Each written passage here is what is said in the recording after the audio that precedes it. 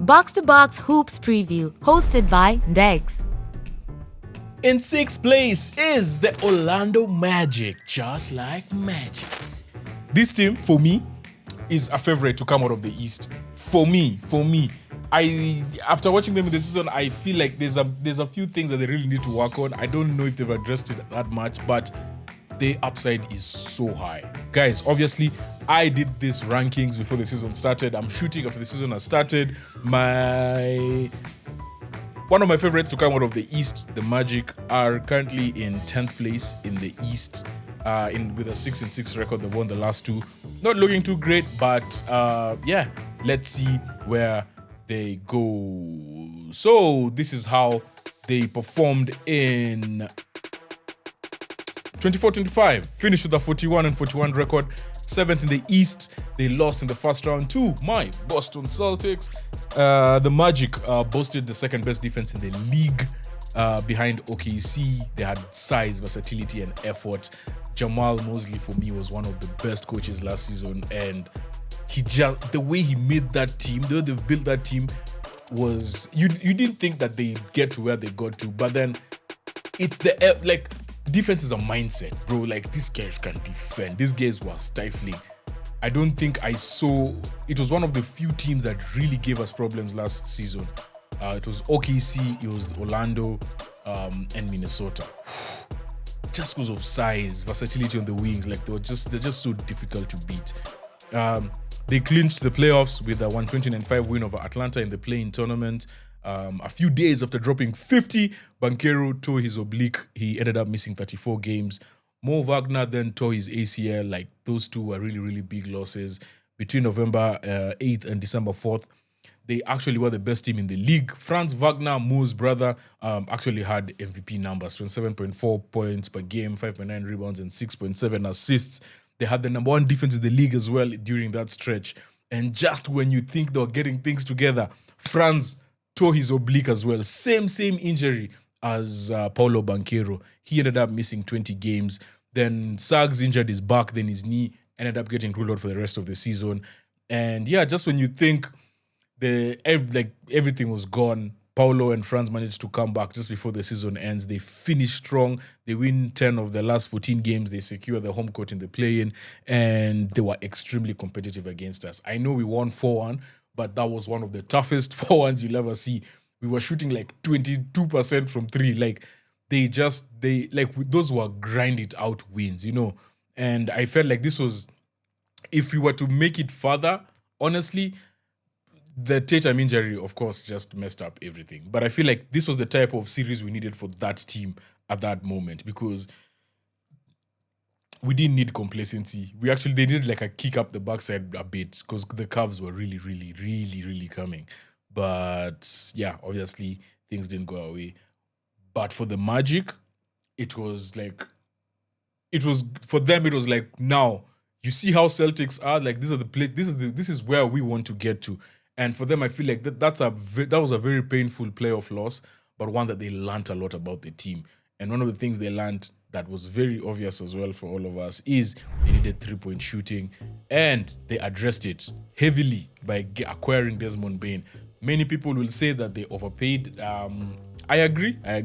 But sometimes when you really need something, sometimes you have to just pay a bit more, especially with the draft picks. So yeah, I mean, he hasn't shot great so far this season, but he's a good shooter. He's actually a great shooter, and that will come with time. It's just now, and he's showing his physicality. That for me is everything. If the three is not working, at least play defense, and he's doing it. He's quite physical. Tyus Jones, free agent from the Suns. Jamal Cain, free agent from New Orleans, and Colin Castleton also joined the team. Departures: Cole Anthony was traded to Orlando, and then became a free agent, then ended up at Memphis. Kentavious Caldwell-Pope was traded to Memphis. Gary Harris, Caleb Houston, Corey Joseph, Mark McClung, Trevelyan Queen, and Ethan Thompson, all free agents. They drafted Jace Richardson, 25th pick from Michigan State, and Noah Pender, 32nd pick from Le Mans Sarthe-Basket in France. Then they re-signed Paolo Banchero to 5 years, $239 million. 5 years, 239 million. Could rise to 287 million. And of course, they resigned Mo Wagner. So this is how the depth chart looks like. Point guard Jalen Suggs, shooting guard Desmond Bane, small forward Franz Wagner, who's looking very good this season, Paulo Banchero, and Wendell Carter Jr. Paulo Banchero was playing yesterday and hurt his groin, so I don't know how long he's going to be out for, but I don't think it'll be maybe like a week or two, but he should be back soon. Then Tyus Jones, Anthony Black, cover at shooting guard, Tristan De Silva, who is another shooter, like he can shoot.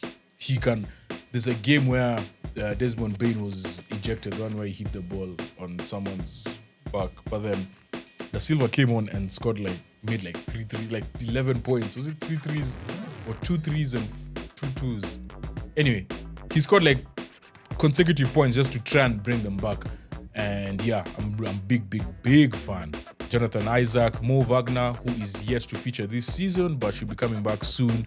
Then they have Goga Bitadze, who's been giving them good minutes at center. Noah Penda, Jed Howard, Jace Richardson. So Jace Richardson can play the 1 and 2. Noah Penda can play the 3 and 4. And Orlando Robinson also cover at center. My one big question for this team: have the Magic done enough to address 3-point shooting? This team really struggled with the 3-ball. If it wasn't for their elite defense, they wouldn't have made the playoffs, to be honest. It's just as simple as that. And the lack of 3-point shooting is the reason why they couldn't get past the Celtics. That's the reason why they only won one game. Those games were quite close, and it was our 3-point shooting that just saved us, right? And not just against us. I feel like against many teams, they really struggled. For them, every game was just a slugfest. So yeah, my one big question: have the Magic done enough to address shooting? I think they've done something, actually more than something. They've done 60% of it. Now it's up to the rest of the guys. We actually need to see, can they actually develop into good shooters? But yeah, that is my one big question for this team. My one key player, Desmond Bane. Desmond Bane, you've been brought in to do one thing: shoot threes, make threes at a high clip. 36 to 38% is what this team needs from you. So far, he's not been shooting great. He's also trying to get into the system, trying to get into how they play defense. I totally get it. He's not been shooting great, but I know he'll come through. He is too good of a shooter to not come through, in my eyes, in my opinion. So, Desmond Bane, I'm looking at you. You're the man who unlocks this team. Or is the first step to unlocking this team. My 24-second prediction: shot clock, great additions with Tyus Jones and Bane, of course. As with many other teams, health is key. Mo should be back soon. The defense will still be crazy, and they have great size. So for me, I think 55 wins is more or less somewhere I expect this team to win. My pick to make the Eastern Conference Finals and possibly come out of the East. I will not say they're favorites to come out of the East. I'll say favorites to make the Eastern Conference Finals. But if they come out of the East, I said it first. Ha! That is the Orlando Magic in 6th place in my rankings. In number 5, this is the team whose arena I was at earlier this year during the playoffs, but I didn't manage to go and watch a game because the tickets were too expensive. It is the team from the Big Apple. Ready for the ultimate slam dunk of content? Don't miss out on any of our NBA previews. Hit subscribe and be the MVP of your basketball knowledge game.